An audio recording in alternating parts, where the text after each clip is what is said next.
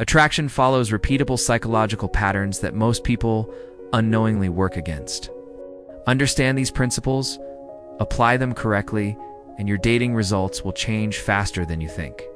The scarcity principle: when something becomes too easy to obtain, our brains automatically assign it less value, regardless of its actual worth. This explains why people camp outside stores for limited sneaker releases that look identical to regular sneakers, and why that girl who seems super interested suddenly goes cold after you made yourself completely available for her every whim and schedule change. The guys who seem to effortlessly attract attention are not necessarily better than you, or secretly following some manipulative playbook. They just happen to have busy lives filled with activities and interests that naturally make their time and attention genuinely scarce. When they do show up or respond, it feels like winning something instead of receiving another desperately eager message from someone with apparently nothing else going on. You can manufacture this same effect without becoming a worse person or playing stupid mind games that make everyone miserable. Stop rearranging your entire schedule the moment she suggests hanging out, especially if she does this last minute expecting you to drop everything. Have actual plans and commitments that matter to you, whether that means hitting the gym, working on your side project, or spending time with friends who actually value your presence. When you do make time for her, she will notice that you chose her over other legitimate options, instead of jumping at the only option your empty calendar had available. Scarcity works because it signals that other people already recognize your value, which makes her brain automatically assume you must be worth pursuing before someone else claims the opportunity. The gain-loss theory of attraction: you walk up to a girl acting like she just won the lottery by meeting you, showering her with compliments and laughing at everything she says before she has even finished her first sentence. Meanwhile, the guy who barely acknowledged her existence for the first 5 minutes suddenly has her full attention the moment he cracks a smile. Scientists studying attraction discovered something that goes against everything your desperate brain wants to believe. When people experience someone warming up to them after starting cold, they feel significantly more attracted than when someone is enthusiastic from the very beginning. Your brain treats approval that had to be earned as infinitely more valuable than approval that was freely given without any effort required. Think about winning over your toughest teacher in school versus your teacher who loved everyone from day one. That hard-earned respect felt incredible because you actually achieved something, while the easy teacher's praise meant absolutely nothing because everybody got it automatically. Girls experience the same psychological response when a guy goes from unimpressed to genuinely interested based on something real she said or did. Stop acting like a puppy who gets excited when anyone walks through the door. Keep your energy neutral and calm during initial conversations. Paying attention without treating everything she says like groundbreaking wisdom. When she actually demonstrates something impressive or genuinely funny, let your face show that she earned your smile instead of just receiving your default setting. The critical mistake happens when guys stay cold the entire time thinking they are being mysterious. She needs to clearly see the shift from neutral to interested. Otherwise, she assumes you simply are not attracted and stops wasting her energy trying. The proximity principle: you have been orbiting the same coffee shop for 3 months, hoping that barista notices you exist. Which would be romantic if proximity actually worked the way you think it does. Researchers at MIT studied nearly 300 students living in dormitories and discovered that people who lived one door apart had a 41% chance of becoming close friends, while people just 4 doors away dropped to a 10% chance. Physical closeness matters more than any poetic connection or perfect conversation starter you have been rehearsing in your head. The girl you see for 10 minutes every single day at the gym has a significantly better chance of becoming attracted to you than the girl you spend an entire hour with once per week at some social event. Your brain is wired to develop positive feelings toward things and people it encounters repeatedly, even when those encounters are brief and relatively meaningless. This explains why your coworker who sits near you gets more attention than your objectively more attractive friend who only shows up occasionally. Familiarity breeds comfort and attraction in ways that your carefully planned grand gestures simply cannot replicate effectively. Stop waiting for the perfect moment to approach someone you rarely see and start engineering regular casual contact with people you actually have access to consistently. Join activities where she already spends time. Adjust your schedule to cross paths naturally. or find legitimate reasons to be in the same physical space without making it weird. The line between creating proximity and being a creepy stalker is thinner than you think, so pay attention to this carefully. Showing up at her workplace, unannounced or following her regular route home crosses directly into restraining order territory. Joining the same hobby group or switching to her gym location stays safely on the normal side. The Ben Franklin effect, the belief that asking girls for help shows weakness, leads to pretending everything is figured out, even when a water bottle won't budge. Ben Franklin became one of the most beloved figures in American history by constantly asking people for favors. And psychology research confirms he was onto something your prideful brain refuses to accept. When you do something kind for another person, your brain has to justify why you just spent energy helping them. And the easiest explanation is that you must like them enough to warrant the effort. This backwards logic means that getting someone to help you actually increases their affection toward you rather than making them resent the burden. Universities tested this by having participants interact under different conditions, and consistently found that people who performed helpful actions rated their recipients as more likable and attractive afterward. Your brain cannot handle the cognitive dissonance of helping someone you supposedly dislike, so it retroactively decides you must have liked them all along to explain your generous behavior. Stop trying to appear completely self-sufficient and start creating small opportunities for her to assist you with genuinely minor things. Ask if she knows a good coffee place nearby. Request her opinion on something you are actually deciding between. Or mention you are terrible at picking gifts and could use female perspective on what your sister might appreciate. The favors need to be small enough that she does not feel manipulated or burdened by unreasonable requests from a stranger. Asking her to help you move furniture or loan you money crosses way over into inappropriate territory that will backfire spectacularly. Asking which shirt looks better, or if she can recommend a decent restaurant stays firmly in the safe zone that triggers positive feelings without raising suspicion. The appearance effect genetics get blamed for a lack of interest from girls, all while showing up in wrinkled shirts that smell like a laundry basket gave up on life 3 weeks ago. Researchers surveyed over 100 college students, dozens of photographs, and discovered that the most attractive features had absolutely nothing to do with DNA, bone structure whatsoever. Good posture, visible grooming effort, well-fitting clothes, a genuinely positive attitude, and maintaining a healthy weight dominated the attractiveness rankings far more than any genetic trait people are born with automatically. Your jawline matters significantly less than whether you bothered to stand up straight and wear pants that actually fit your body properly. This should be incredible news for you because it means attraction is largely controllable through basic effort rather than predetermined by your parents' genetics. Yet somehow you still show up looking like you got dressed in the dark during an earthquake and wonder why physical attraction is not happening naturally. Start exercising with any consistency whatsoever. Not to become a bodybuilder, but to look like someone who occasionally moves their body on purpose. Pull your shoulders back, lift your chin up, and stop walking around like you are apologizing for existing in public spaces. Shower every single day using actual soap and shampoo, then wear deodorant like your social life depends on it because it absolutely does. Buy clothes that fit your actual size instead of whatever was cheapest or most comfortable for hiding in your room. Smile at people instead of maintaining the permanent scowl of someone who hates being perceived by human eyes. These basics will do more for your attractiveness than any genetic advantage could provide. Can execute every psychological trick perfectly. But if you look like someone who actively avoids mirrors and sunlight, none of it matters because she decided you were undateable within 3 seconds. The chameleon effect, that awkward moment when she leans forward during conversation and you stay glued to your chair like someone welded you into position, happens because nobody taught you about unconscious mimicry. Psychologists call it the chameleon effect, and it explains why some conversations feel effortlessly smooth while others feel like talking to a brick wall that refuses to match your energy.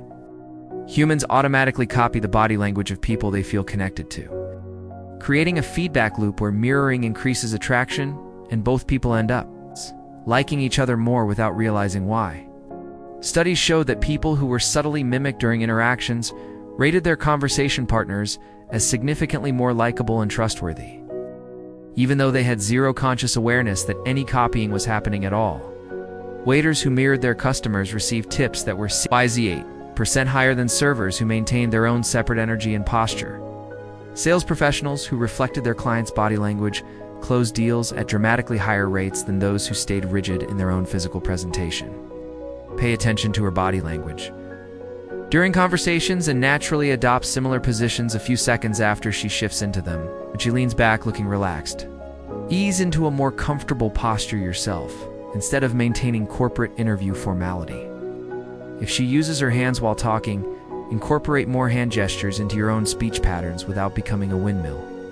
The key is subtlety, because copying every single movement immediately makes you look like a malfunctioning android attempting to blend in with humans.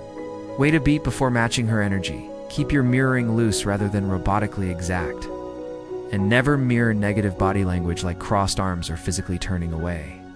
The humor signal girls list sense of humor as one of their top desired traits in dating profiles. And most guys interpret this as permission to spam joke after terrible joke, hoping something lands. Researchers at Arizona State University spent years studying why humor actually attracts romantic partners.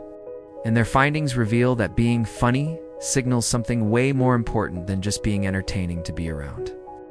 When someone displays genuine humor during conversations, observers consistently rated that person as possessing creative intelligence and problem-solving abilities regardless of whether they demonstrated any other intelligent behaviors. Humor acts as a reliable indicator that your brain works in clever and adaptable ways, which translates to someone who can handle unexpected challenges when life gets difficult or complicated. Studies tracking actual conversations between strangers found that when a guy attempted humor and the girl laughed at those attempts, her romantic interest increased significantly with each successful exchange. The real magic happened when both people laughed together at the same moments, which created mutual interest far stronger than one-sided joke-telling ever could. Stop treating humor like a performance where you frantically throw out prepared material hoping for applause. Funny observations about your actual surroundings or playful teasing about something happening in real time works infinitely better than recycled jokes. You memorized from the internet last week, self-deprecating humor shows confidence when used occasionally, but constant self-insults just make her wonder why she should date someone who clearly hates themselves. Different humor styles matter more than most guys realize. It's playful and witty banter that includes both people's signals, warmth, and connection. While sarcastic or mean-spirited jokes that target others makes you seem difficult and exhausting. Laughing together at shared observations creates bonds, while laughing at her expense creates resentment and immediate disinterest in continuing the conversation. The misattribution of arousal taking a girl to dinner and a movie ranks as the most boring date idea that has ever existed. Yet guys keep defaulting to this sedentary combination, wondering why sparks never fly. Psychologists conducted a famous experiment on 2 different bridges in British Columbia, where an attractive woman approached men and asked them to complete a survey while crossing either a terrifying suspension bridge or a stable low bridge. The men who met her on the high, shaky bridge showed significantly more romantic and sexual interest afterward compared to the men who met her on the boring, stable bridge below. Their hearts were racing from the height and instability, but their brains misattributed that physiological arousal to attraction toward the woman instead of fear of falling to their deaths. Any situation that increases your heart rate, adrenaline, or general physiological arousal can trick the brain into amplifying feelings of attraction toward whoever happens to be present during that experience. Roller coasters, haunted houses, rock climbing, competitive activities, or anything mildly dangerous creates arousal that gets confused with romantic chemistry. Stop suggesting coffee dates where both people sit motionless, discussing their favorite Netflix shows like conducting a job interview. Suggest activities that involve movement, light competition, or at least some minor element of excitement that gets blood flowing faster than normal resting heart rate. The activity needs actual arousal without being so intense that she spends the entire time genuinely terrified and hating the experience. Skydiving on a first date crosses into traumatic territory, while go-kart racing or an escape room stays in the fun zone that boosts attraction. Sitting in a dark, quiet restaurant might feel romantic in movies, but it generates zero physiological arousal that could be misattributed as chemistry between 2 people. The similarity attraction effect, opposites attract, sounds romantic in theory until you actually try dating someone who disagrees with everything you value and realize that constant conflict gets exhausting fast. Research involving over 100 participants tested whether people preferred partners with similar or different attitudes. And the results demolished the opposites attract myth that romantic comedies have been selling for decades. Study after study confirms that humans overwhelmingly prefer romantic partners who share their interests, values, and worldview, rather than people who challenge everything they believe. The proportion of similarity matters more than the total number of shared traits, meaning 7 out of 10 matching qualities creates stronger attraction than 30 out of 200 matches. When someone discovers you share even one meaningful interest with them, their brain assumes you probably align on many other dimensions as well, because people believe they have some core essence that drives all their preferences. Finding out you both love the same obscure band makes her think you likely share similar values about authenticity, creativity, and taste in general. Stop pretending to be someone completely different, hoping that mystery and contrast will spark interest. Highlight genuine interests and values you actually share instead of manufacturing a fake personality that you cannot sustain past the 3rd date anyway. This does not mean becoming a boring clone who agrees with everything she says just to avoid disagreement. Having some different hobbies or preferences keeps things interesting. But foundational values about life, relationships, and priorities need significant overlap, or the relationship collapses under the weight of constant fundamental disagreements about what actually matters. Dating someone who shares your sense of humor, communication style, and life goals creates way more sustainable attraction than dating someone hot but incompatible, who makes every decision feel like negotiating a hostage situation. The biology lottery attraction does not operate purely on psychology, confidence, or behavior. And this is the part most dating advice avoids because it removes the illusion of total control. Beneath conscious preferences, biology is constantly evaluating genetic compatibility in ways neither of you can see, negotiate, or outperform. Your body releases chemical signals commonly referred to as pheromones, while her body is especially sensitive to immune system markers known as MHC molecules. These markers carry information about genetic diversity, and women are consistently more attracted to men whose immune system genetics differ significantly from their own. From an evolutionary perspective, greater genetic difference increases the likelihood of healthier offspring with stronger disease resistance. Researchers demonstrated this by having women smell shirts worn by different men and rate their attractiveness. Again and again, women preferred the scent of men whose immune genes were most dissimilar from theirs. Even though they had no conscious awareness of why those scents felt right or wrong, this explains why someone can be attractive on paper, emotionally compatible, and socially confident, yet still feel off in person for reasons neither party can articulate. Some rejections aren't about what you did wrong. They are the result of biological preferences, evolution hardwired long before dating apps or social rules. The first kiss threshold. The first kiss is the moment where biology stops collecting data and delivers its final verdict. Everything leading up to it builds potential, but the kiss is where that potential is either confirmed or instantly erased. This is why attraction can collapse in seconds after weeks of positive momentum. First kiss communicates far more than affection. Timing, confidence, pressure, pacing, breath, and awareness all send rapid subconscious signals about sexual compatibility, emotional intelligence, and self-control. Women frequently report losing attraction immediately after a bad first kiss, even when everything else about the connection felt promising beforehand. From her perspective, the kiss reveals whether the chemistry she imagined actually exists in reality. A successful first kiss is neither rushed nor hesitant. It happens when mutual tension is already present, not as a random test or reward for good behavior.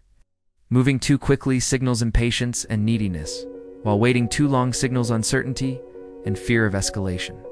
Both create misalignment that undermines attraction. This is why the first kiss often outweighs weeks of texting, flirting, and shared experiences. Once crossed poorly, attraction rarely recovers, because the body has already made its decision.